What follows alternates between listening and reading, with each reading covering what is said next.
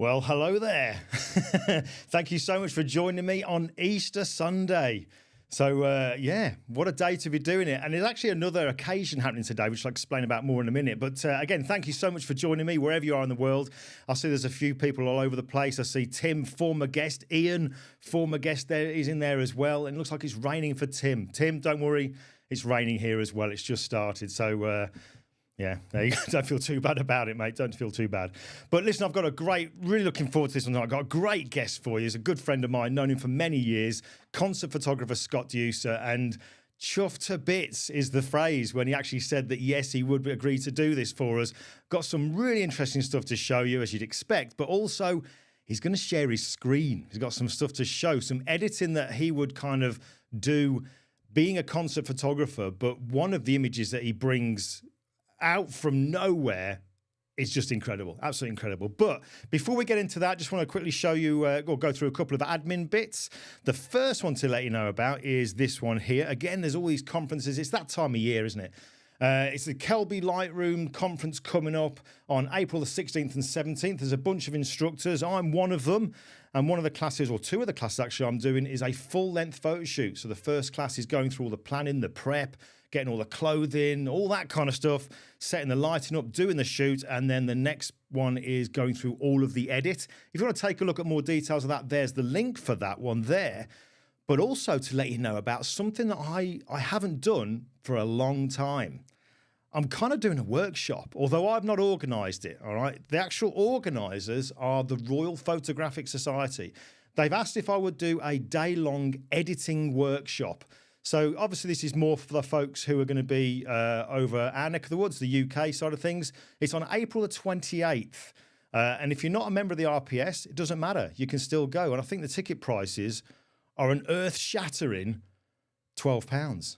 So it's not a lot of money. But if you want to check out more details about that, there's a short link that I've put in that you can check out that as well. And then the last bit of admin, because again, I don't want to waste much time with this. I want to get Scott in. The last bit of admin to let you know about is that tomorrow, as well as the recording for this YouTube live being up on my YouTube channel, there will also be another video up, a pre-record, which is where I've gone through how you can calibrate your iPad. Screen calibrate your iPad so that when you use it for tethering, if you when you take photos, if you tether it, and also when you're editing, so that it is a much better look to your images when you're actually working on your iPad. Because the iPad out the box is very contrasty. It's got the deepest blacks and what have you. And that's all designed so that you get the best possible viewing experience when you're using apps, watching movies, playing games and stuff. But it's not the best setting for photography. So tomorrow I'll show you how you can do that as well. But that's enough of the admin. Let's look at getting Scott in. I can see him to my right in my screen here. He's in the green room there. I think he's checking out the comments that are coming in. He's raring to go for this. But before I bring him in, let me just play a quick promo. I think it's about a minute and a half. Usual thing that I do. Scott sent me a bunch of images over. I've put some together of the promo to a slideshow, some music that he chose. So let's play that. And then let's get the main man in.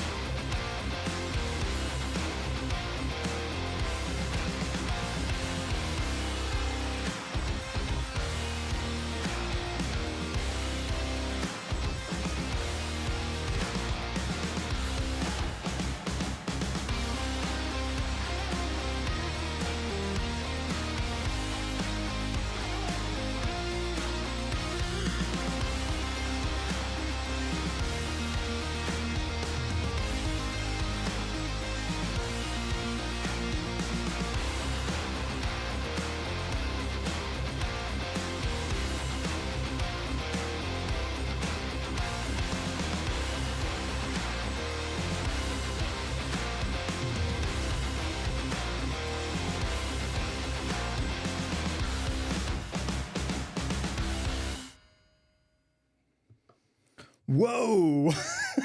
I bet that woke you up, eh? Wow. Okay, so yes, let's bring the main man in. Now, this is where I get a little bit nervous, the score, but let's just bring him. I'm going to unmute him and I'm going to bring him in. Scott, tell me you can hear me. I got you, buddy. Oh, yes.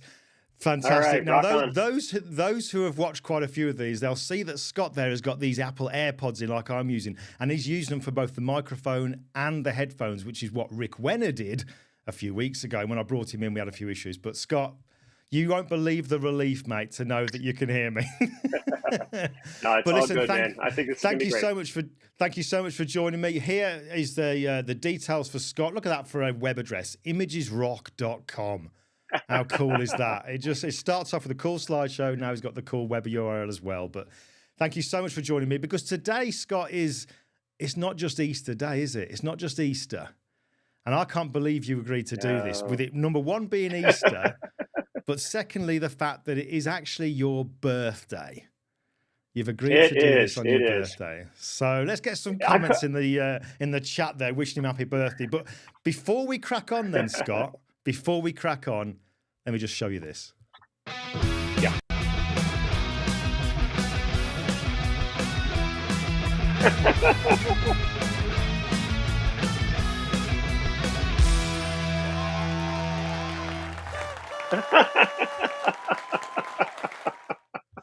Had to be done. God, that's great. Had to be done. That's awesome. That very first picture there of the baby holding the guitar, AI, that's Firefly by Adobe Firefly. I was going to say, that's not me. I just typed in baby holding rock guitar on stage, and that's what it brought up. So pretty cool stuff. I'll give that one to you. I'll give that to you. That's all cool. Cool stuff. Well, listen, let's just crack on like I normally do, just to get us both kind of warmed up into this. I kind of know how things you've done over the years, because I keep an eye on you, because I've been mates for a long time. But let everybody know out there how you kind of first of all ended up, potted history, how you ended up picking a camera and being the photographer that you are today. Okay, well, the weird thing was I always had an interest in photography, and of course, you go back to always like my dad had a camera, and he had an old Minolta SRT series film camera. And I used to go, like when I was in middle school, I used to go out and take pictures of anything, and I enjoyed it. And but then when I got into high school here in the U.S., I picked up a guitar and started playing guitar instead, and I got into music. And so really, photography for me didn't come until later in life. I grew up in New Jersey. I moved down to Florida, and I had originally gone to school for audio engineering. So I was looking for a job at a recording studio in Florida, and I ended up getting a job at a camera store. And that's how it all started again. I found my love for photography, and then eventually went back to college for photography and got a degree in commercial photography from Daytona Beach College in Daytona Beach, Florida. Not a bad place to be. And but that's where I started photographing this stuff, and it was part of a self-assigned portfolio in my portraiture class. The old, cheesy Olin Mills portraiture class with the crazy light, the traditional lighting and all that. They said you need to actually do a self-assigned portfolio for like half of your grade. And opportunities, buddy. I found an opportunity to get into it, and it all started from there. All right, well, we'll get into the opportunities in a minute, but what I want to ask you is, because obviously, you've sent me a ton of images to have a look at, pretty much 99.9% of them I've never seen, so it's all kind of new stuff to me. Yes. But one of the things that intrigued me within there, and again, this obviously will come down to the opportunities thing, is it's not just photographing concerts. There is clearly some lighting being used and stuff like that as well. So one thing I wanted to ask you, Scott, before we get into the opportunities was, prior to being in there at the deep end photographing concerts and the pressure that comes with that, was there ever a time when you were, for want of a better word, a normal photographer? I'm talking going out doing regular portraits and all that kind of stuff. So was there ever a time that happened? I have always and do still photograph everything and anything. Concerts just happen to be my favorite, and concerts are the stuff that I actually have more access to now to photograph more of. But gosh, I mean, when I was in school, I photographed weddings because I had to make money, and I got to tell you, that really was horrible. Even my wife, my future wife at the time said, "I certainly hope this is not going to be your career path." And I said, "Oh, heck no."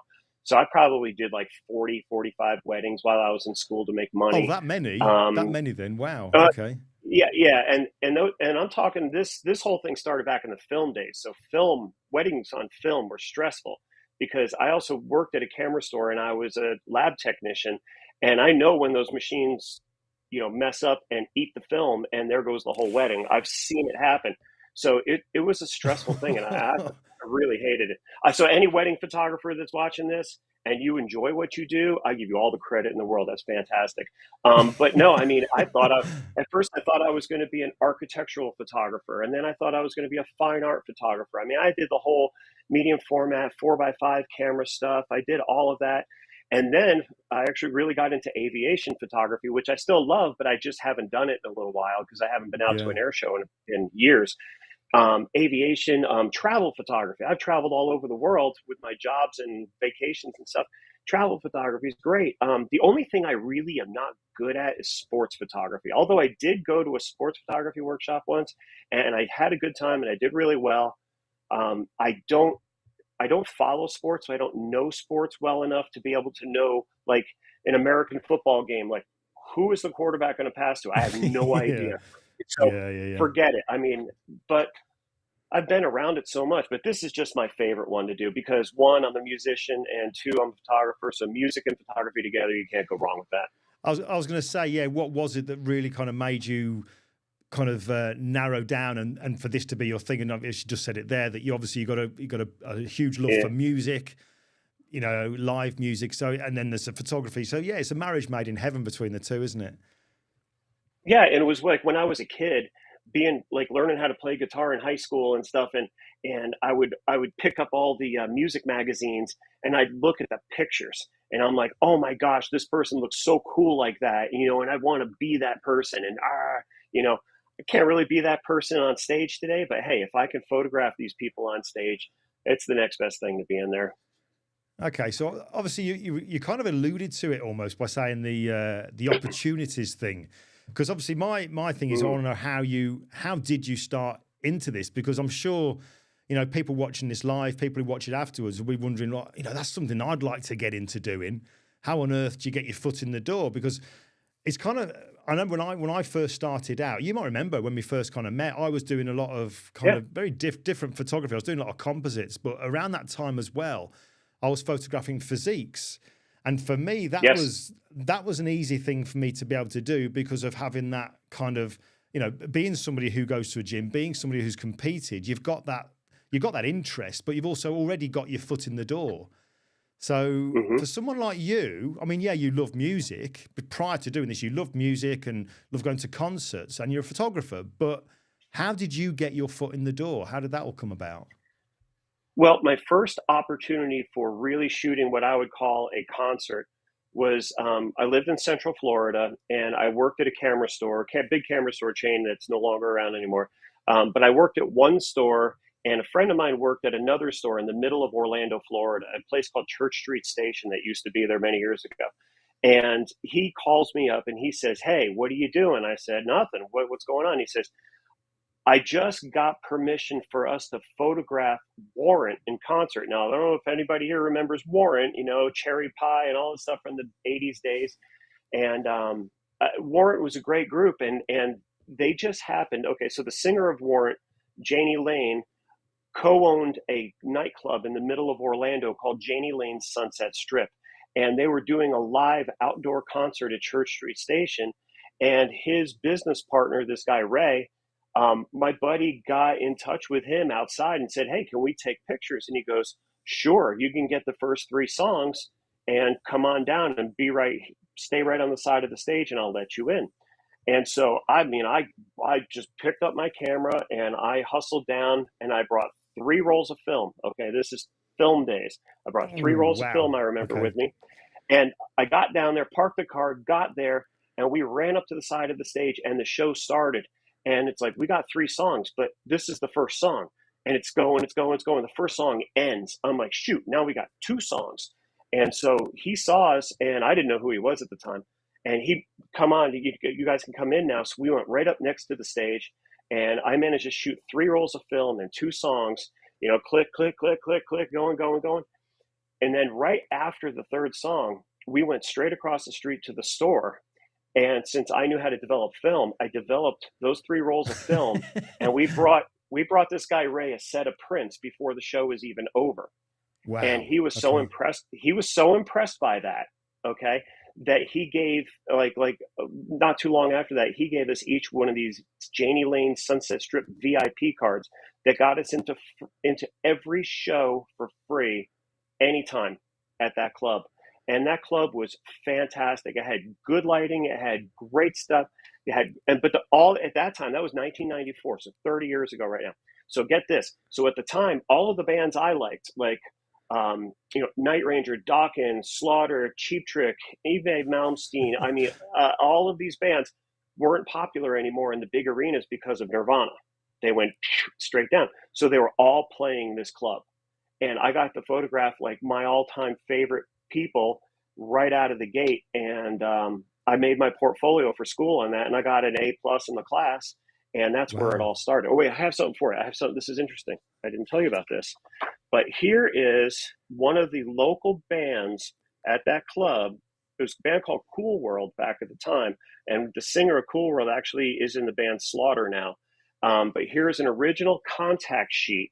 Oh, wow. Of my images. I had this in school. I printed this in school on a color printer.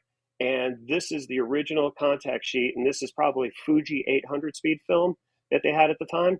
And this was one of my very first times I ever tried it. And I found this contact sheet when we were moving a year and a half ago. And I said, oh, I got to keep this for fun. But this was back in the day where you could use flash and nobody cared. Nowadays you can't.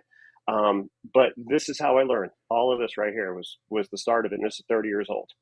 So wow. And so cool. When you said that you went across the road and you got them developed, that wasn't something that you'd given them the heads up that you were going to do. That was a complete surprise for them when you did that. Yep. Complete surprise. And that's why he liked me so much. And then I started actually doing, promo pictures for some of the bands that were coming to the club. I started doing promo pictures for the club. And then I started printing this stuff at school. I mean, I had black and white, I had color enlargers and everything. So I would print this stuff at school, and I'd bring him the prints, and he'd frame them and he'd put them all over the club. And so it was, and that lasted for 2 solid years. You know, there were only a handful of bands that said, no, you can't take pictures of us.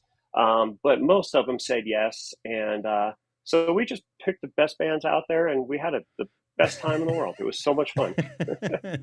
It's interesting. I've seen there's some comments coming in since you showed that there, but our friend Tim, who was a previous guest, he's put something. He's put, that shows if you go the extra mile, it pays off. Great service results in great opportunities. Yeah, it does. It's the old thing of, was it under promise, over deliver? It's what they always say to do. Absolutely. Under promise, over deliver. And you can see here that, you know, Lee Churchill thought, wow, what a great start. Awesome from Ian Monroe. And then Lee's also put that needs to be framed, Scott. That needs to be framed, that contact sheet. He's put it needs to be framed. Yeah. Quite right as well. Quite right. I actually have 2 of them from that night, and I just put them, I put them in an archival plastic sleeve usually. And I keep them when I show people my concert stuff today. And I say, this is where it all started right here. So yeah, it was cool stuff. But really, we didn't plan on it. We just actually thought, you know, can we get in the store and actually, are the machines still going? I said, and he's like, yeah, the machines are going. We haven't turned them off yet. I said, well, let's print these up and let's go. So yeah, make an opportunity, seize an opportunity and make a new one. Yep. Absolutely, yeah. Just seize it and just go with it and see what happens. But yeah, wonderful. So what those, when we went through your images, I know the opportunities thing was something that you were really quite hot to talk about, isn't it? Sort of, like you say, seize it and just go with it, because you never know what's going to come from it, especially if you go the extra mile. But what was it about these images here then? Because I know yesterday when we had a bit of a chat and you mentioned about these images here. Am I right in saying this was another opportunity that you came across, right?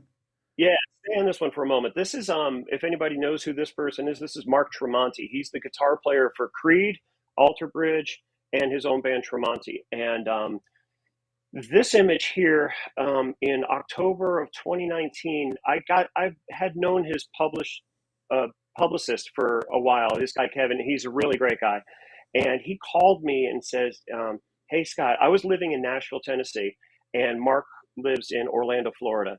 And Kevin calls me and says, "Hey Scott, do you know any photographers in Orlando, Florida that can do a portrait session for me?" And I said, "Well, what do you got going on?" He was kind of like, "I want to keep it secret." And I said, "Come on, Kevin, tell me what it is." And he goes, "Well, Mark Tremonti just got nominated to be Guitarist of the Decade for Guitar World magazine. Wow. And January 2020 issue is going to be the cover." And I said, "When do you want me there?" And he says, "Would you be able to do it?" And I said, "I don't know if I could do it, but I'm going to do it, because you know what?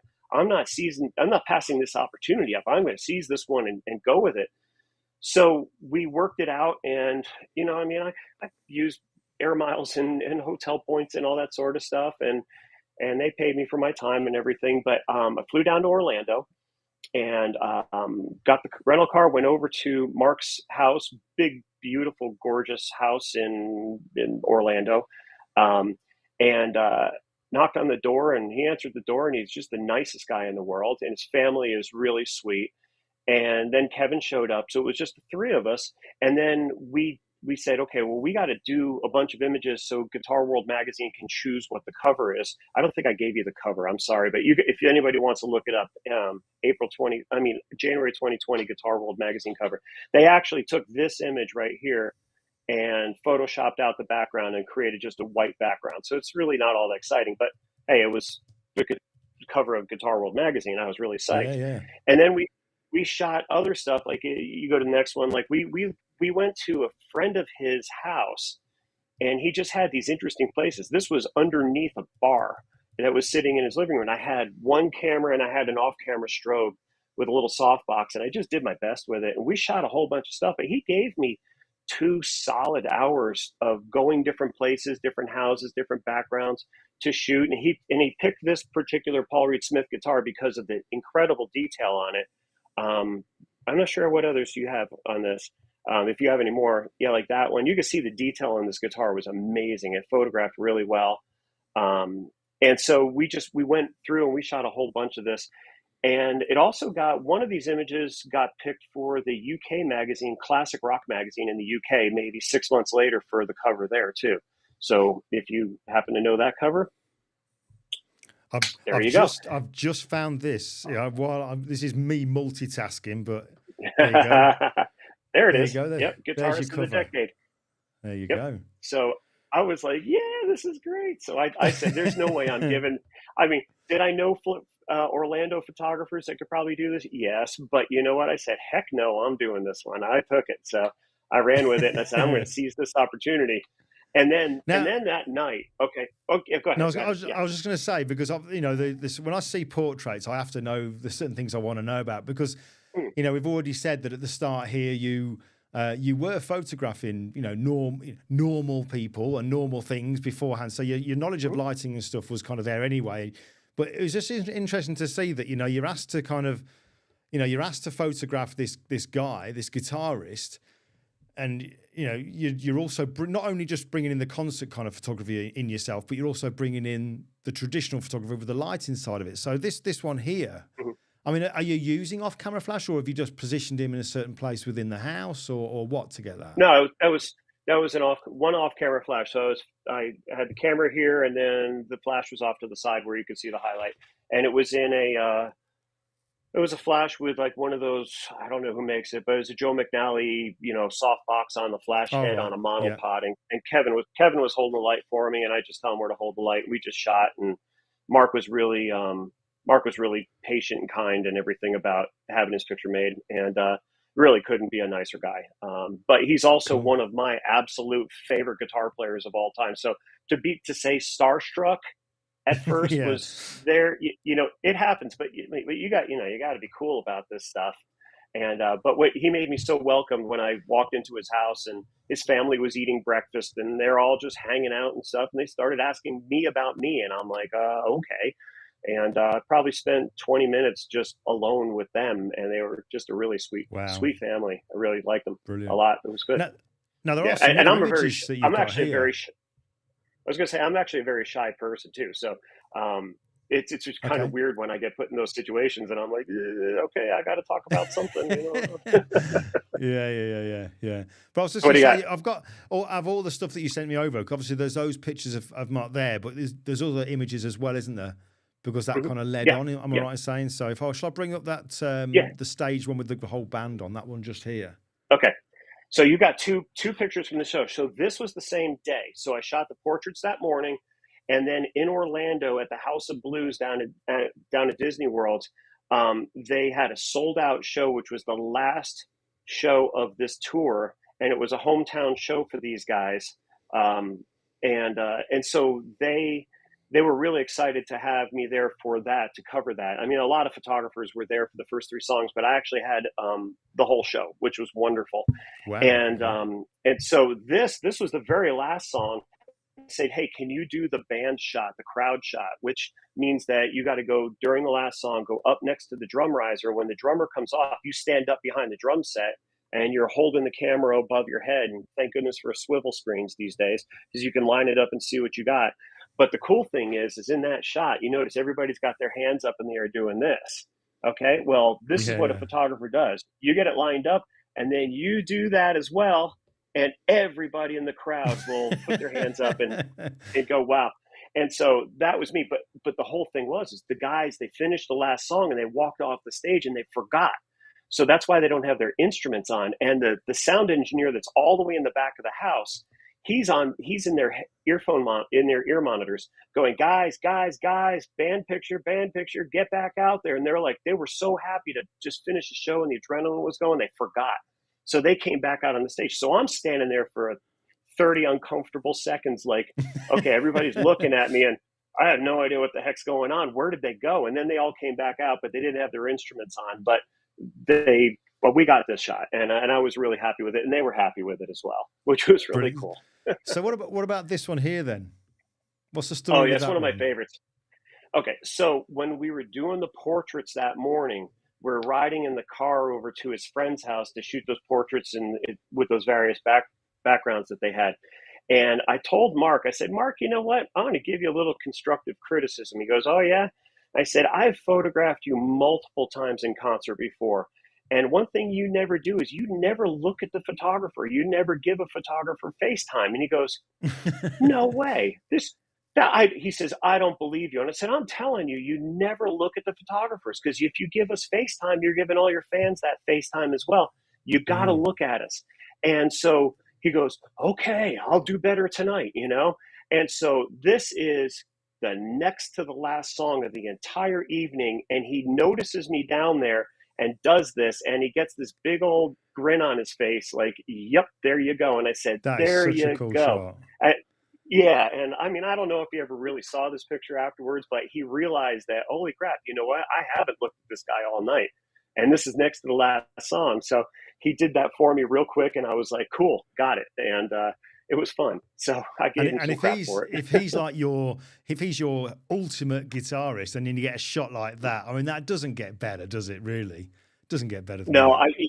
and that's the whole thing. I mean, and when I teach these classes on concert photography, I have an entire section on FaceTime, and it's all about them looking at the camera. Because I mean, like right now, I'm looking down right here. I'm not Yeah, engaged with you because I'm looking at my computer screen. But if I look right here, look into the lens, I am a lot more engaged if I'm right here absolutely. looking at you. Yeah. You know, Yeah. and that's what I try to tell bands. If I haven't, like, I've had a chance to coach some bands along over the years, like some younger bands, and I said, listen, you have to look at the photographers, and you have to, give them something to look at and give them something to do, and those are the best pictures because it's interactive. If you just always look over to the side and think I'm really cool, those are the most boring pictures in the world. So Absolutely. FaceTime Yeah. is a big Yeah. one for me. Yep. Cool. All right. Well, obviously, there's the opportunity side of thing. But again, one thing I'd really like to know about getting back to the basics when it comes to the photography is you've already mentioned something that made me have a bit of a cold shiver, and that was the fact that you photographed some of this stuff a good 30 years ago using film, and I'm like, whoa, I mean, that's just like, I cannot imagine the stress of that. But when it comes to photographing this kind of stuff now, I mean, what is your go-to? Do you know what I mean? You're obviously shooting digital. At least I hope you're shooting digital. But what is your kind of go-to now when you're doing this?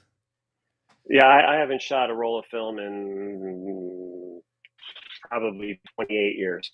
So once digital got good enough, I never looked back on it. But it took its time to get good enough for this stuff. And nowadays, I think it's there. I mean, if you can't get good images with your camera at a show that has decent lighting, even if it doesn't have decent lighting, there's so many things that you can do to make the image actually work. It's crazy. It's crazy. So my go-to stuff, my go-to camera right now is a Canon EOS R3 camera. And Right. normally I would say, okay, so I've always been a big advocate over the years of, having two camera bodies and two lenses, one over each shoulder at a show. Okay, so you've got one camera, it doesn't matter what the camera body really is, but one camera always had like a 24 to 70 2.8 lens, and the other one had a 70 to 200 2.8 lens. That is the de facto standard of any concert photographer out there. But technology has gotten so much better now that you can get away with not having the 2.8 lenses. Actually, a lot of the stuff I shoot now is with f4 lenses, like 24 to 105 f4, 70 to 200 f4. I don't need the 2.8 because the ISO capabilities of cameras these days is so much better. It really doesn't matter. Just as long as you expose it properly, you're in good shape. Okay, so, and the other reason why I don't use 2.8 lenses these days simply is because I don't have any of them. Okay, that's a good enough reason. So that's all right. That's a good enough reason. So if you, that's what I want to tell people who have never really shot concerts before. You don't need to have these really expensive lenses to be able to be good at it. You just have to know what you can do with your camera and what you can do in the computer afterwards to make the images look good. So the lens that I actually have on this camera right here is a very different lens. And I tried this out when I lived in Nashville. I live in South Carolina now. And a year and a half ago, we moved here from Nashville. And Nashville was a hotbed for photo, shows. I mean, almost too many to choose from. And one time a friend of mine was playing downtown. She was playing kind of an outdoor venue that had really good lighting.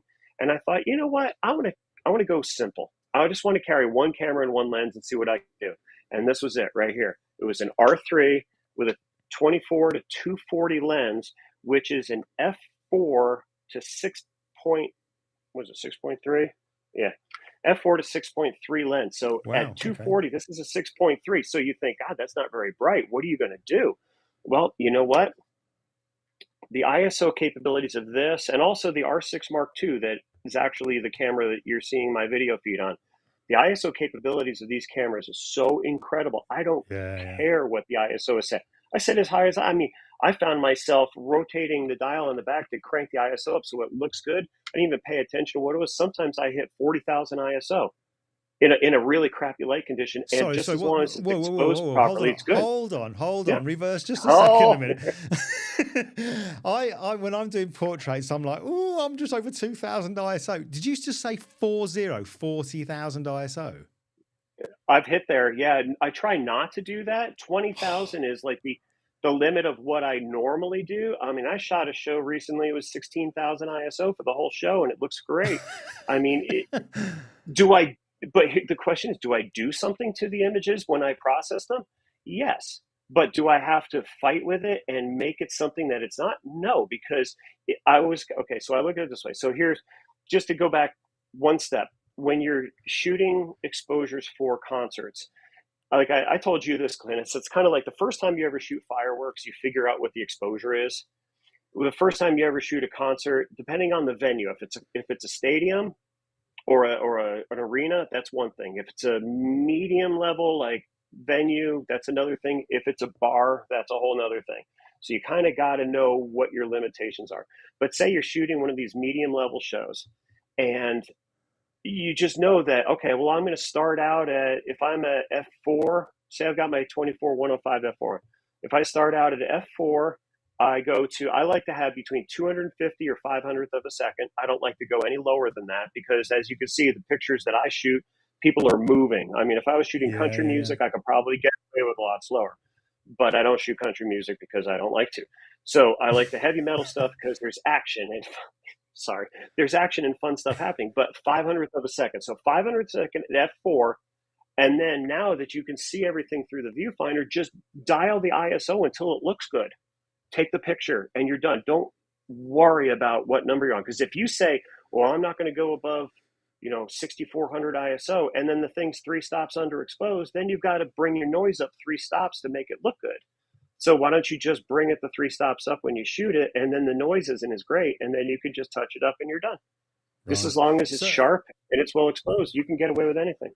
So obviously I'm hearing there then the shutter speed kind of range that you're going to be in. I presume you're going to, depending on how much you're kind of, because obviously your zoom lens there, depending on how much you're zooming, you're going to bring it to the widest possible aperture for that particular focal length, I guess, as well, because of the lighting. But when it comes to like adjusting things like ISO and what have you, now obviously you're working in what they call the pit, and it's all kind of, the lighting's, you're not going to, I would imagine the light on you is going to be quite down because the lighting on the stage is the one that's up. So you're probably not even getting to get to look much at the back of your camera.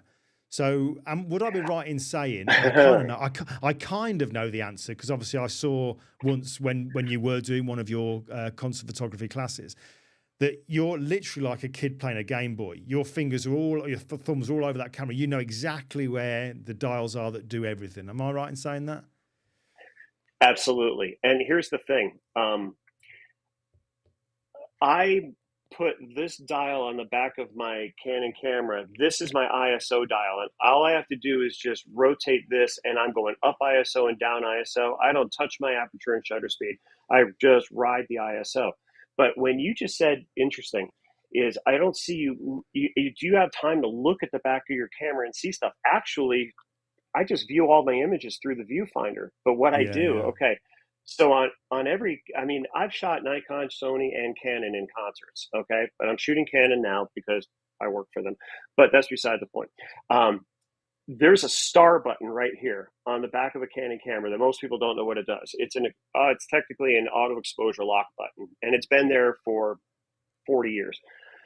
This button I remap, so when I'm looking through the viewfinder, I click that button and it takes whatever the focus point was, it plays it back and zooms it into 100%.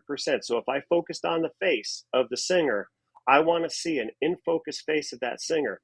I push that button one more time, it zooms out to the entire frame so I can see the whole frame, and then I just touch the shutter release and I'm back to shooting. I never have to take the camera away from my face while I'm shooting in these shows, because I get the best big screen view through the viewfinder on the top of the camera.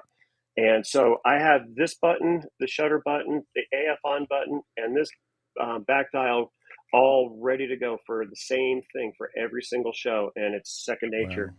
And it's just as long as you know what your camera can do. Now, the other thing I want to point out is autofocus is a big thing these days, and cameras, mirrorless cameras, doesn't matter what brand it is, they all have this great thing called eye tracking autofocus, right? Yeah. So your Sony has it, Nikon's have it, and Canons have it, and that is huge for this type of photography. But the reason why I like this R3 is because it doesn't have just eye tracking. This viewfinder, if you look and see how big this viewfinder is, this is eye control autofocus. So you actually look through and it follows the pupil of your eye, and it puts a little target where you want to put the focus point. So if I look at the singer, so like one of those Lamb of God pictures you had up there, you see the singer on the right hand side, but you see the logo of Lamb of God in the background. That was conscious effort to keep the logo in, but I didn't have to focus, lock, move, and shoot. I just looked at the singer, touched the focus button, it goes right to him. And then once it starts tracking, it does the eye tracking autofocus just like all the other cameras do. But I can look where I want to put the point anytime. Jeez. And do you know what? Canon invented this 30 years ago. I used to sell a camera when I was in college called the Elan 7E, I believe, an EOS Elan 7E. That had eye-controlled autofocus. It had 5 autofocus points in the camera, and whichever one you looked at was where you focused. Now, it was wherever you look on the screen. is a little gold target that just moves all over the screen, and you just look at it. And as soon as you hit the focus button, it locks right on it. So this stuff, and especially the drummer shots that you've been showing, you look right at the drummer's face, and it doesn't focus on the cymbals or the stands in front of the drummer, and it just hits it perfectly. And that's why I like the R3 with this. Now, I posted a picture in a Facebook group, a concert photography Facebook group, and they say, "Oh, what did you use for that?" And I said I had an R3 with a 24-240 lens, and someone goes, "All right, well, at the time the R3 was $6,000." They're like, "You got a $6,000 camera with an $800 lens? Are you crazy?" And then I'm looking at my 13 by 19 prints that are sitting on the couch behind me in my print book, and they look unbelievable. This lens is so sharp, and it's inexpensive, and it just works well. That, hey, you know what? If it looks good, it is good. Why not? That is so. What you said there, then, I mean, I can see already there's some people now, they've got camera envy. My friend Anthony's saying I want an R3, and Lee's saying the same as well. So am I right in saying, Scott, something like this shot here? Then you've not adjusted any focal point. You have literally looked at the drummer, his face. Correct. You just look, once it sees the face, it detects the eye, and then it focuses right on the eye. So it takes the eye detection autofocus, because you are controlling it, and you put it on the face, and it finds the eye and goes. It doesn't get confused by any of the symbols or anything in between. In the past, what you had to do is you had to change your autofocus system for drummer shots like this to like spot autofocus. You had to do a lot more. You have to do a lot more juggling. I leave the camera on. The entire area is all autofocus points, and I just look at where I want to go, and it finds the eye, takes it, and it's done. Autofocus has gotten so much easier with these mirrorless cameras. It doesn't matter whose mirrorless camera it is. They all work really great. This just has the added feature of the eye control on this. So you calibrate it to your eye. It's like you set it, and it says, look at this dot, and you push this little button right here, and then look at that dot, look at that dot, look at that dot. And then when you refine it, it gets better and better and better. And then I also do it like right before the show starts, the lights go down. I go straight in, because now the lighting has changed. I go straight in, and I recalibrate it one more time in 15 seconds before the band comes out and the lights go down. So I just look, I go click, click, click, click, click, done, and it's spot on for the whole show. I love tech. Yeah, I absolutely love tech, but I never knew that existed. That is incredible. That camera's made for this kind of stuff, isn't it? It's just unbelievable. It is, and it's also bulletproof. So here's another thing. You had the pictures of like Lamb of God, where Randy Blythe is jumping off the stage and stuff. You've been flashing those up. I chose to bring this camera and this lens to that show rather than having two cameras over me, because they let 40 fans into the photo pit with the 15 photographers that were there. So they were all rabid fans. And then you had all the other fans that were crowd surfing coming into the photo pit. And I thought, you know what? I don't want a second camera with a strap that can get caught on somebody's leg as they're coming over behind me. I want to shoot the whole show with one camera and one lens. So if somebody does come in behind me, I can bend over, have someone bounce off my back, come back up, and start shooting again. And I did it for safety purposes, but this was in an arena with 40,000 seats, and the lighting was great, and the sharpness of this lens was tack sharp, and the camera did great. That I've sort of gotten used to using this, and 90% of the time, this is all I use. Now, I don't do the whole two camera thing anymore unless I really need to. If I'm shooting at a bar, 30 people or something like that, because I could shoot 30,000 people shows or 30 people shows. It doesn't matter.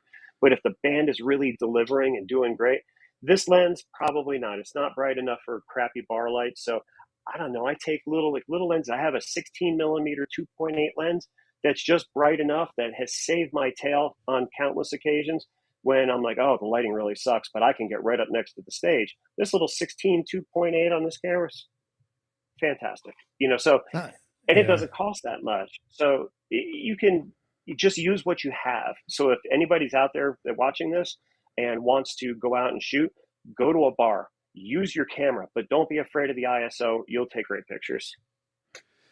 Wow. That has literally blown me away. I never knew that tech.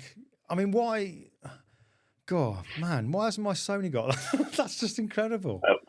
Wow. I just think it's funny how I remember selling a film camera that did that 30 years ago in a camera store, and it What? never came out until this R3 came out.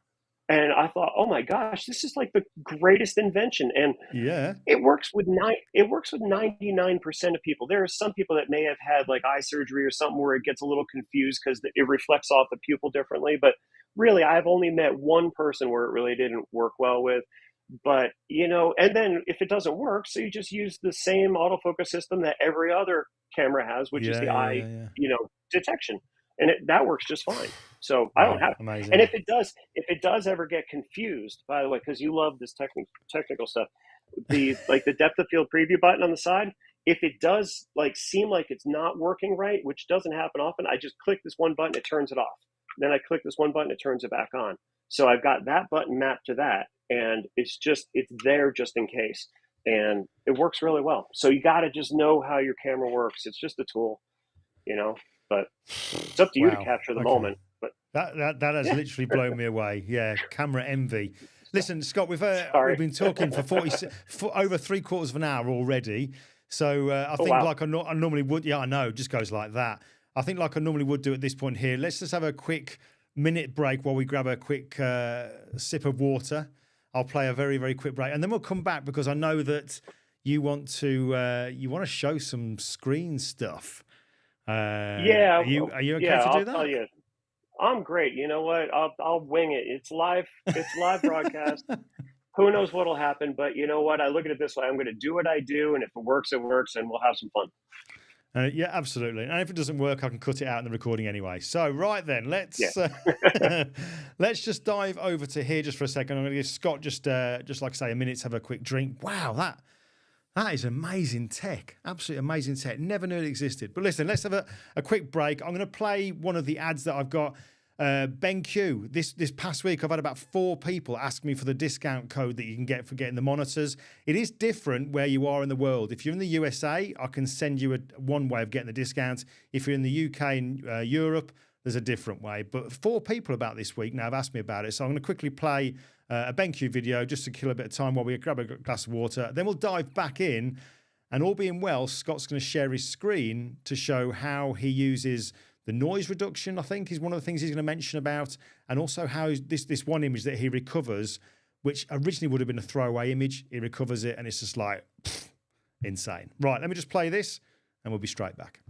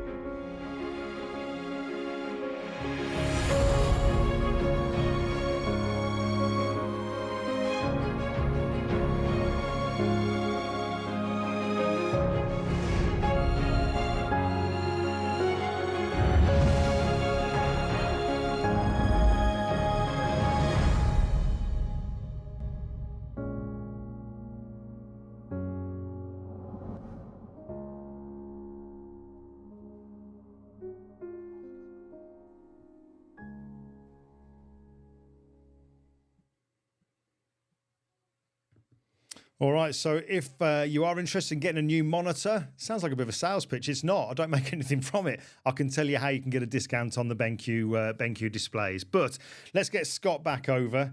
Scott, I'm going to share your screen then whenever you're ready. I'm reading the comments. There's some good stuff in here that I'd love to address in a little bit.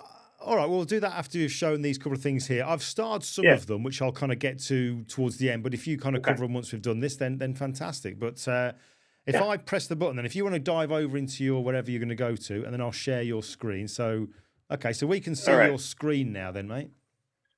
Okay, so I want to explain a few things to people. So a couple of little details, and I've seen this in some of your other Sunday lives that you've done, is terminology. And I'm going to say what my terminology is. When I move through images and pick the good ones compared to what I don't know if I want to use. That's what I call editing. Some people call it culling, some people call it sorting. I call this editing. Editing to me is not making the final image. That to me is processing. So I edit my pictures in Photo Mechanic, which is the program that you're looking at here. Then I process the images in Lightroom Classic.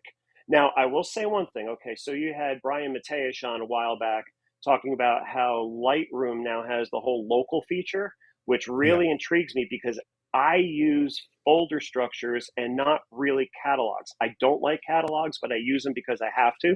And I'm working on making that transition. I bought his Lightroom Everywhere class, learned a lot from it, but it's not registering quite yet for this workflow. I've been doing this for so long and it just works. So the reason why I use Photo Mechanic, I ingest all my images to Photo Mechanic. And this right here, this is a recent show by blues guitar player Joe Bonamassa here in Greenville, South Carolina. And all of the images that you are looking at right here, these are all the images I did not pick. Okay. Yeah, I shot a lot and, it's okay. But I had multiple places to go. But you know what? If you see like a series of images from like here to here, there was one in this series that I really liked, which I saved. So what I did was when I go through these images and I see something, I can double click on it and bring it up large. And then, but Photo Mechanic, the thing about Photo Mechanic is it renders raw files really, really, really fast. So I can switch through raw files this fast and I can look at the stage lights in the background like that.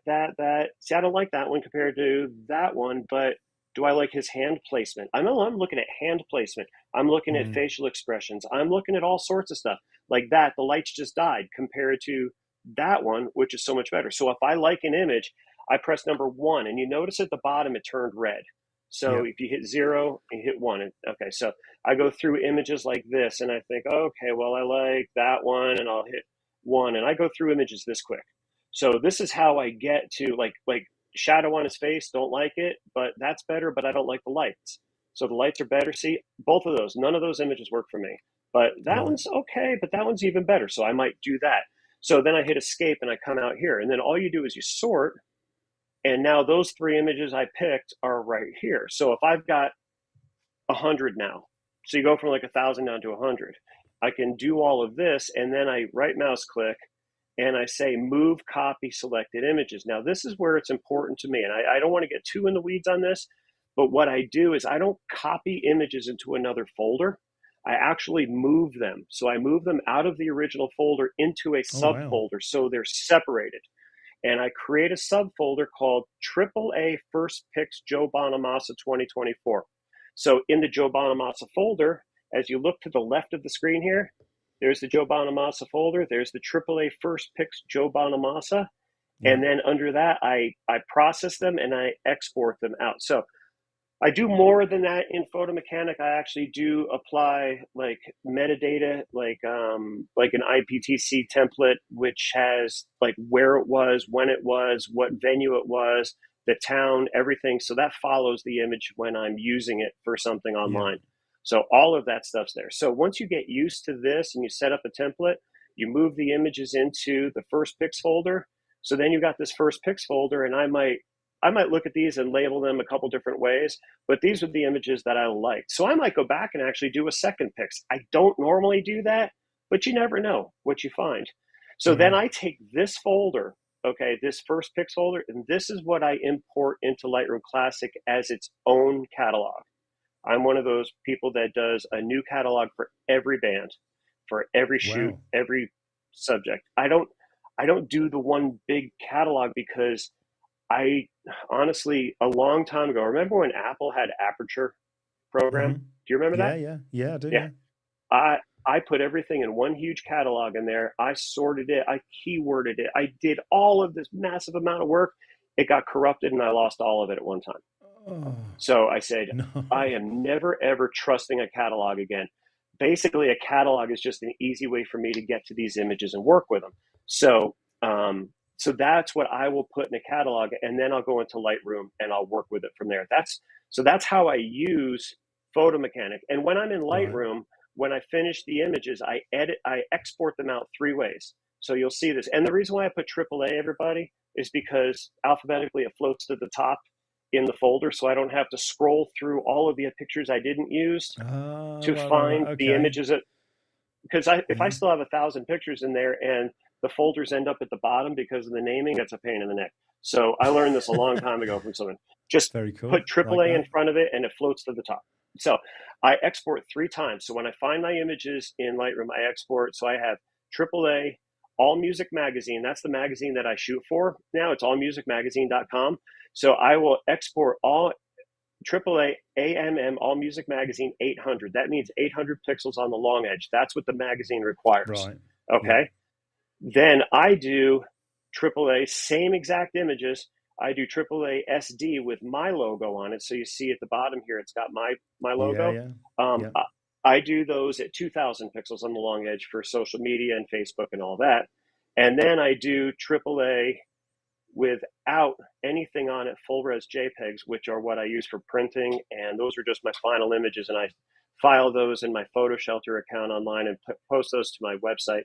And that way I have them archived. So if I lose the hard drive that everything's on, I've got the finished JPEGs the way I want them to look, and I'm happy with that. So that's my simple editing workflow. Now, processing goes.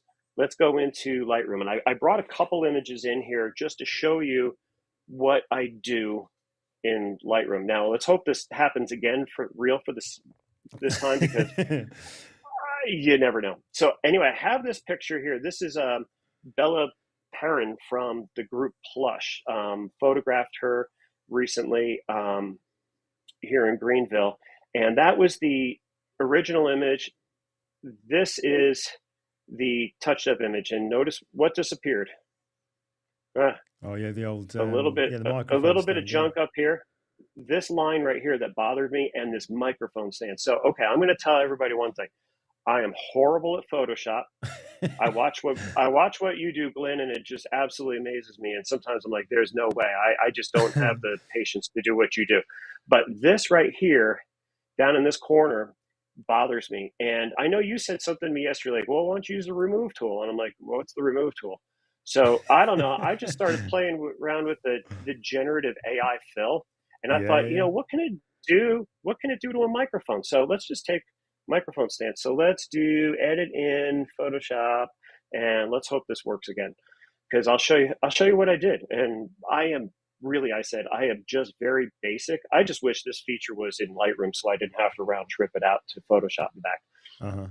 Maybe someday, because I don't do things much with layers, only unless I have to. I understand how it all works. I just honestly, if I spend more than 2 to 3 minutes editing an image or processing an image, it bothers me.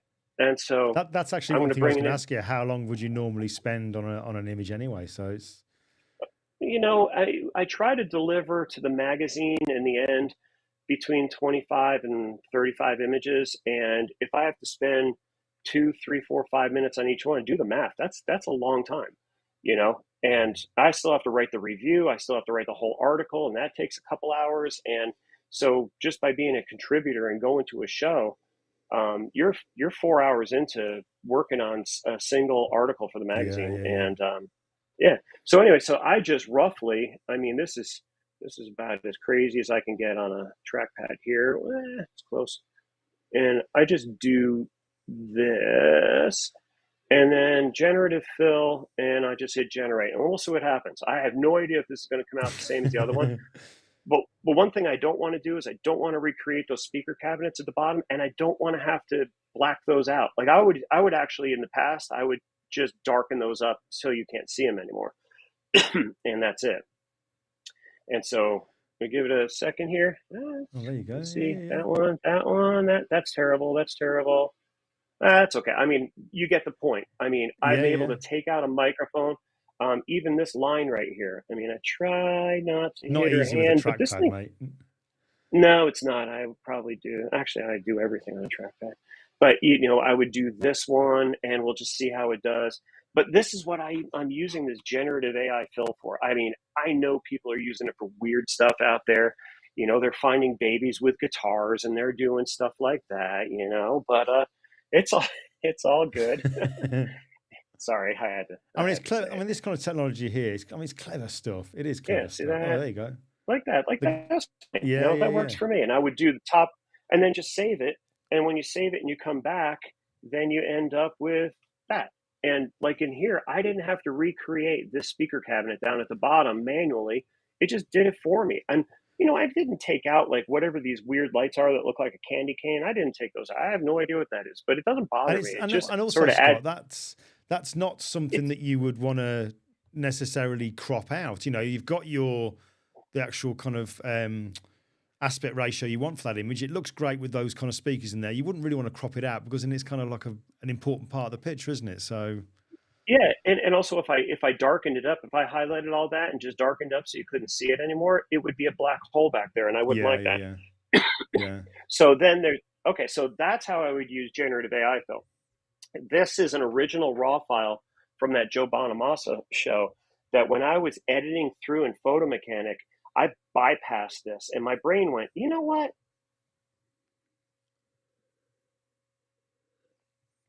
Exposure up, but for some reason the lights changed right there, and I'm like, what's that? I'll say you froze just a moment. Then I was just about to dive into recovery mode, so we're all right. We're all right. You're back with us. I'll go back. Yeah, and the internet can be a little weird sometimes. So anyway, this was a picture that I was going to pass up on because it was a little underexposed, but the pose looked pretty good. It's not bad, but I don't know what it has. So I'm just going to, this is the final image that I came up with right there. Oh, that's and incredible. It was able to be recovered and it looks great. And this is one of my favorite images from the show. And I almost passed it up because it originally looked like that. Now, was I off on my exposure? Yeah, but it was a fleeting moment. The lights changed real fast, but he had the pose. So let's go in and see if I could just really quick redo what I did. So my very first thing is I don't like the crop on this. So these three lights on the right bother me. I wanted to just crop them past that. But you see that one light at the top, right? Like these two lights at the top, I kind of like those. And I was like, I'll be right there, I mean, I could do a lot with that, but let's say we do that. I don't know. I mean, I don't know what this crop looked like. It's a little loose. Oh, I cropped those lights out. Okay, well, we'll go back and do that. So I'm not going to take a long time on this. Like I said, I don't spend a lot of time. So I guess I had decided I'm just going to lose these lights at the beginning. So there we go. There's a crop. And then, of course, I'm going to take the exposure up because I think the exposure's off. And it starts getting good, but I don't want to lose the highlight in the guitar pickup right here and his hand. Yeah. So, of course, I'm going to probably take the highlights down a bit, even that up. I'm going to start looking at the shadows a little bit, but that's brightening up the background. I mean, I could mask out, just real quick, subject mask and just open up the shadows on him. Yeah, it's just amazing what you can do now. It's incredible. And it's like, there he is. Look at him. He's now shining in the spotlight like he should. And now I've got enough detail in the face right here. I mean, this is amazing. I mean, that's incredible. A few years ago, we couldn't do this. Now, is there noise in here? Yeah, I see a little bit. See, it's not bad though. I mean, look at that. That's not terrible. What was that? Can you say what that was shot at there, Scott? What was the ISO on that one? Just being geeky. What's the fastest way to find that out on here? Press I on your keyboard. Oh, there it is. I forgot what it was. Hold on. Where's I? There it is. And then press it again. Does it bring it up if you bring it again? There it is. ISO 4000. Okay, so it wasn't too bad. It was 500 that's of a nothing. second. That's nothing. 4,000. That's nothing. Yeah. So, okay. Well, at least I know what it was. I had no idea. And then, so I'm looking at like the sharpness. Sharpness looks really good. I'm not too worried about that, but I tend to come down here and I might just bump the sharpening up just a touch, and that gets the noise a little bit going. Okay. But then this denoise thing. That's brilliant. I saw someone asked in the comments, they said something about using Topaz. And yes, have I used Topaz denoise? Yes. I mean, God, look at that. Mean, look at this cleanup. Boom, done. And that's as much as I work on a picture. So Topaz, before Lightroom came out with this, I used Topaz, and that was good. It was just cumbersome to go out of it and then come back into it, and then you had to decide if you wanted to go into it first with the raw file or if you wanted to go with the TIFF file. And I'm like, okay. So now of course, Lightroom is making a DNG copy of this. So now I'm bloating my hard drive, which sucks, but it's okay. I'll deal with it. I mean, I'll deal with it when it happens. So this is going to clean this thing up, and this is going to look freaking pristine. And I mean, I've done this for images that are up in the 25,000 ISO range, 40,000 ISO range, and it just works. It is really, also, really just good. to let you, if I do have to crop a lot for like say I shoot a show, I mean, look at that. Look at that. It's freaking, look at the guitar. I mean, I always go to like the fingers and the guitar pickups and stuff. And you know what? The very last thing I might do to this is just a little post crop vignette, just a little bit. See, just take out that little cast in the corners and bring subject in, and that's it. And then I say P for pick, and I'm done. And I move to the next image. So that's as much time I spend on an image. So how close did I get to the other one? Let's see. So there's that one. There's the one I just did. A little bit different. Vignette's a bit different. That's all really up for. Wow, yeah, nice one. But you know what? Hey, every time you do it, it's different. But if it looks good, it is good. You know. So, absolutely, mate. Yeah. Anyway, incredible. Yeah, so absolutely incredible. That's kind of where I am with that. So I can come back over to my regular screen for you. You come back to the broadcast now, mate. Yeah, there you go. No longer sharing your screen. There you go. Cool. All right. Well, listen, it's your birthday and you're giving loads. It should be the other way around here, but this is the most fun I'm having, man. This is what I wanted to do today. This is so great. Oh, bless you. Now I just love. I mean, I haven't been able to read the comments and stuff, so we'll get to those. So let me just put this up. There we go. We can't not have the graphics going. There we go. So we're going to get to the questions and the comments now. Then so. There you go. Lee Churchill's just put. Love that saying. If it looks good, it is good. Looks good. And you want to know where I got that from was when I was taking guitar lessons. Okay. When I was taking guitar lessons as a kid, my guitar teacher said, if it sounds good, it is good. And I just brought that into photography. And I thought, you know what, if it looks good, it is good. It's your image. You can do whatever you want to with it. And anybody.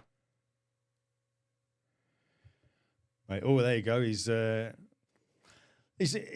you go. He's frozen. But Scott, I'm hoping you can hear me say this. He will be back. This is Starlink. He will be back. You got Dave Clayton, our mutual friend Dave Clayton there saying happy birthday, Scott, I think. Dave, it is Scott's birthday. It definitely is Scott's birthday. I was just saying there, Scott, you got our mutual friend Dave Clayton just saying I heard happy birthday to you. Cool. All right, cool. Listen then, let's get to some of these I've favorited some of them. Some of them are questions, some of them are comments. And I know that you've been looking around there. My friend Anthony Crothers, I don't know if you know this, I had a great time in Rosie O'Grady's in downtown Orlando in 82. Hello. What goes on tour stays on tour, Anthony. I don't know what's happened there, but you have to tell me when I see you face to face. Right, Lee Churchill, he's put, have you ever run into the issue where the band, I take it you can hear me. Oh, I should screen grab that, shouldn't I? Have you ever run into the issue where the band takes the rights to the photos so you can't use them yourself? Now, I'm hoping he's able to... Oh, no, he's disappeared.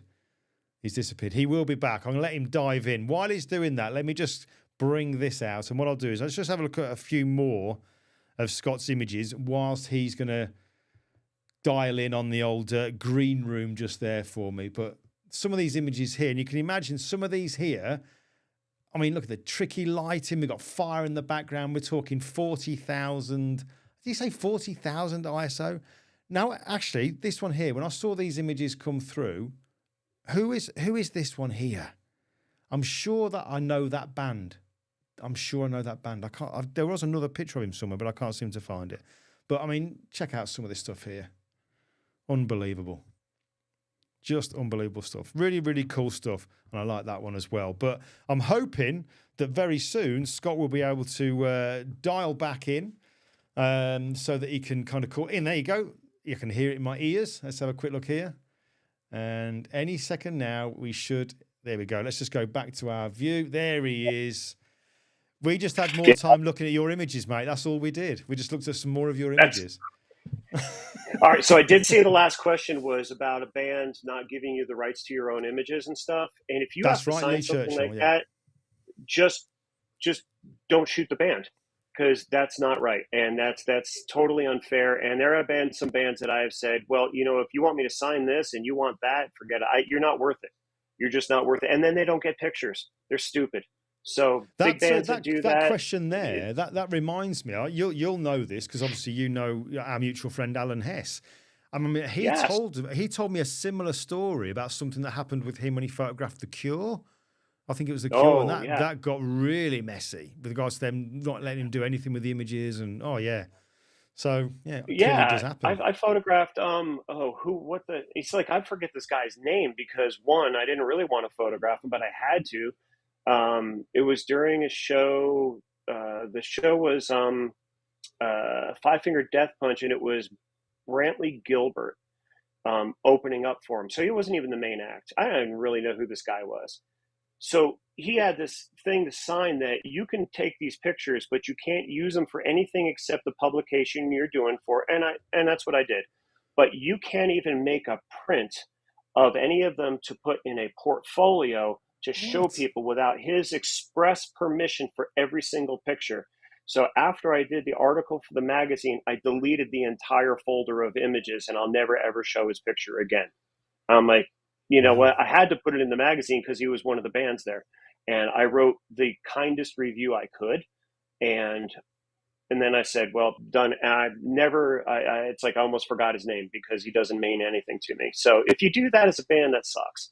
Most bands don't make you sign anything. And, some of the bands now that make me sign something is just because, like, if you get hurt at a show, you can't hold them responsible or something, but it's not about your image rights. So, but if someone makes you sign that, don't shoot the show. That's it. Yeah.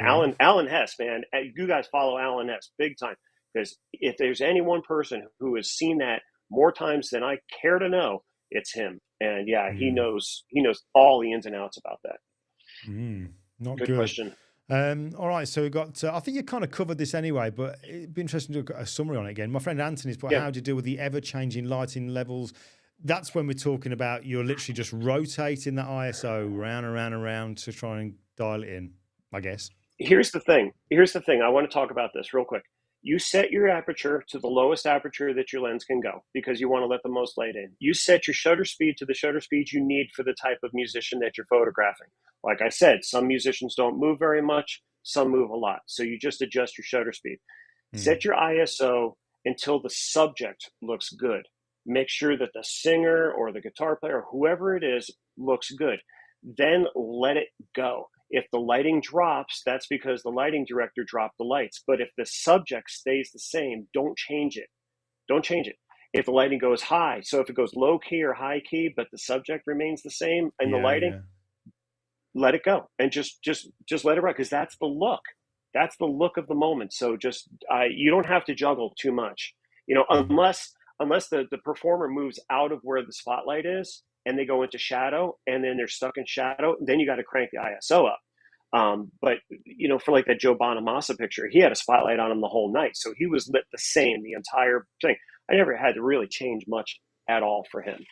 It was pretty good. Am I right in saying, because I haven't really covered, I know you mentioned it briefly, but is it general practice and generally accepted that when you're photographing concerts, it's 3 songs out and that's it?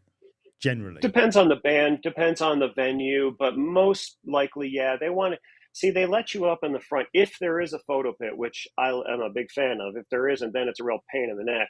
But if you're in the photo pit, which is between the security barrier and the stage, if you're there, you're in front of the people that paid for a full price front row ticket, and they don't want you standing there the entire show as a photographer. So that's why they do the 3-song rule, in my opinion.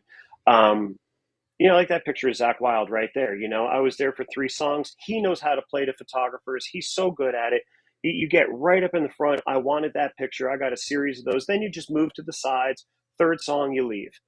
Some bands let you shoot from the rest of the venue and they don't really care. Some bands make you go out to the parking lot and put your camera away, which I don't do. I just leave at that point. Well, I don't want someone seeing me put my camera in the trunk and then I go back into the show because I have a ticket. And then my camera's gone from the parking lot afterwards, But then there's other things like I shoot a lot for bands themselves.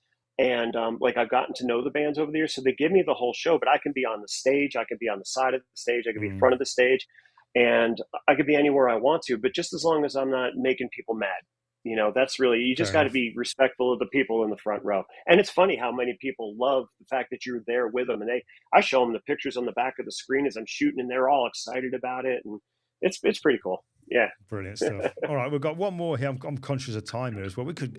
I am definitely going to Yeah, have to we're get good. you back on. I'm thoroughly enjoying this. Right, John Inglis. John Inglis has put, what white balance do you use in camera, Scott? I'm a concert photographer myself, and many are using the flash white balance in camera. So what do you go for, mate? Auto white balance. Wow. You can't, I mean, they're raw files too. So at least you have some control. It depends on the lights. It depends on the quality of the light. You don't really have canned lights like they had many years ago. Anymore, it's mostly LED lights, but cheap LED lights are very different from high-end LED lights. You've got problems with white balance, color, refresh rates, flicker, things like that you have to be watching out for. Sometimes you have to ride your shutter speeds because you might get flicker lines in the middle of the image from the refresh rate of the LED lights that are on the stage. But really, if you look at like that picture of Chris Daughtry right there, or Joe Bonamassa guitar, it's just afterwards I may adjust the white balance just a little bit to get me to where I need to go. But I shoot raw files for everything, and I just adjust the white balance as needed. And most of the time, it just does fine. You can't second guess the white balance because the light color is changing all the time. Yeah. And if you get all red or all blue or something, that's when you go black and white and make it look good. Yeah. There's always a way out. Wow. Okay. There's always a way out. I genuinely, I mean, these normally go quick every Sunday. This has gone just blazingly quick. It's just unbelievably quick. It's an hour and 20 minutes pretty much. That's just crazy. Is it really? Yeah. Wow. Yeah, Okay. crazy, Sorry, crazy. So listen, we are going to have to kind of wrap it up. There's so much more I'd want to ask you, but we will get you back on again if you're game on for it, mate, because I've thoroughly enjoyed this and it's loving having a catch up anyway. But before we do have a wrap up, where would you want people to go to follow you, to sort of find out more about what you're doing? Okay, easy. Imagesrock.com. It's a Linktree site. Oh, there you go. He's kind of disappeared. It's like, oh, there you go. Yeah, and I used to thinking about doing something like what you're doing with the YouTube channel many years ago, but then I didn't do it, and that's why I came up with imagesrock.com. But if you want to, I've seen some people friend me on Facebook on my personal account, and if I don't accept it, don't take it personally. I just try to keep that to family and friends and people that I really know. But if you want to follow me on Facebook, the Scott Diussa photography page is the best way to do it, and you can message me all you want, and Instagram you can message me all you want, or Brilliant. whatever, doesn't matter.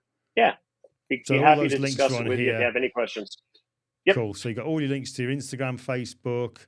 And then obviously there's your main website as well. So what I'll obviously do with that, Scott, is I'll put all those kind of all those links I'll put into the description part of the video. I don't tend to populate the description part while the live's going on, because the first time I did it, YouTube accused me of spamming people because there were links in there. So I have to wait until the recording's up, then I put it all in. But I'll put those all in as well as a blog post for you tomorrow and send you the link over. But I've just noticed a couple more questions coming in, or some comments. So I want to make sure we cover those as well. So let's just quickly dive down.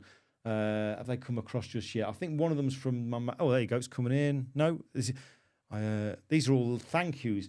Dave Clayton's got one. I'm going to try. It hasn't populated on my thing yet, but I'm going to read it. And it says... Why do you think artists still have the same, and it's an S word, attitude towards photographers, or is it just badly informed management that copy and paste these awful contracts? Ooh. Well, okay. So I was really hoping that, like, when the pandemic hit and concerts didn't happen and these bands were basically unemployed at the time, or making new music, which was great because we got some great music out of that time. I was hoping that there would be a little bit better relationship between the people that want to promote the band, the writers and the photographers, and the band itself. And I found that some are doing pretty well with it, but now there's still this this thing with some publicist that makes me crazy. For example, like it's like I request to photograph a show, and I'll make the request, you know, a couple weeks in advance. You don't want to do too far in advance, and then a few days in advance, I'll follow up on that request. But the problem is sometimes you don't find out until like 3 or 4 hours before the show starts that you actually got approved for it, and you're like, well, what am I going to do with my evening? I mean, I've blocked this time aside, and now I just plan on shooting it. And if I just wish they'd give you a little bit more of a heads up, or hey, listen, I'll let you know on Monday for the Tuesday show. Yeah. I find that it's a lot of these publicists, they don't do that. Now, my friend Kevin, who's a publicist, is the best ever. The guy is spot on. He's great. I mean, he lets the photographers that are worth it in. I've seen him deny other photographers that aren't really shooting for a publication or for a purpose, and he limits it, but he's solid. The guy knows what he's doing, and he works with photographers instead of against them. So I would like it more. It's not the band usually, besides Brantley Gilbert. That was the band. But the publicist is usually the person that they're the gatekeeper between you and the artist. Now, the last thing I want to say is, like, if you want to do this and start out, do it the way I did it. Okay. This was at a bar. Okay. These pictures that I took on my contact sheet that I showed earlier, this was at a bar. Take your camera to a bar that's got some decent lighting and just take pictures of the band. You probably don't even need to ask permission to do it. Nobody cares. Just walk in, take pictures. If you get some good stuff, share it with the band. Then they'll get to know your name, and then the opportunities grow from there. So just make your own opportunities. I mean, that's what you got to do.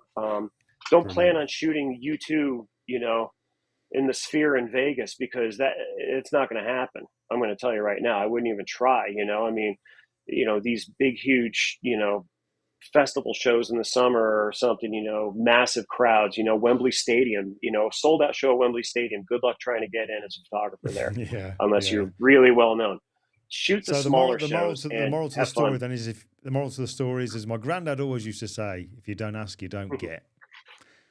You ask. You can always ask, and if they say no, they say no. But if you get in, hey, you never know. Exactly. All right. Well, listen, wonderful. There are some great comments coming in. Obviously, you're going to have a quick look in those, but I'm going to let you go, but don't disappear. Go into the green room, and I'll see you there. But we've got some great comments. Look, you know, these will all be up on the recording tomorrow. From Tim, we've got Norman saying great session. My friend Anthony, another awesome session. Well done both. Thanks for sharing, Scott. And Dennis at the end here, really enjoyed the session tonight. So I knew people would. That's great. I knew it would. And it's been great. You. For those of you who don't know my mate Scott, it's been an absolute pleasure introducing you. It really has. I've thoroughly enjoyed it. So Scott, thank you so much. I'll see you in the green room. And also, before you go, one more time.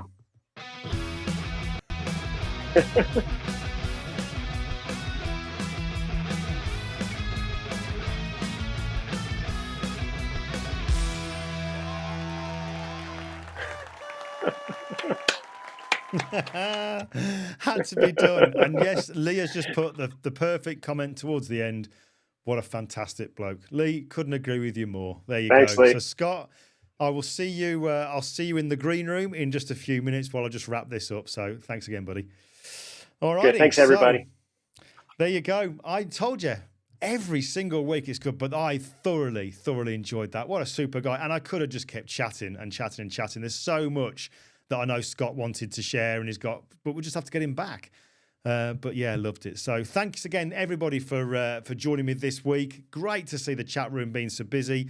Just a reminder before I do go, those little bits of admin. I mentioned about the Kelby One Lightroom conference. That's coming up at middle of April. And if you want to know more about that and get hold of the early bird price tickets, there's a link for you, the bit.ly link, LRConf 2024. And the other thing, which I haven't done one of these for many, many years. I'm actually doing a workshop. It's been organised by the Royal Photographic Society, and it's on the 28th of April, mainly for folks, I guess, who are going to be in the UK. And it's a all-day editing. I'll be going through all kinds of different kind of edits, doing seascapes, AI, portraits, you name it. I'll be doing all kinds of stuff. And don't forget, check out the YouTube channel tomorrow, or my website tomorrow, because the recording for Scott's chat will be up tomorrow with all the links. and the pre-recorded video that I'm doing for the iPad, the calibrating your iPad for shooting tethered. So there you go. Next week, we have another guest, and that is this guy, Kevin Mullins, who is a wedding and street photographer. Those who are in the photography world, I'm guessing a lot of people will know this chap. He is very, very well known for his black and white photography, his weddings, and his street stuff.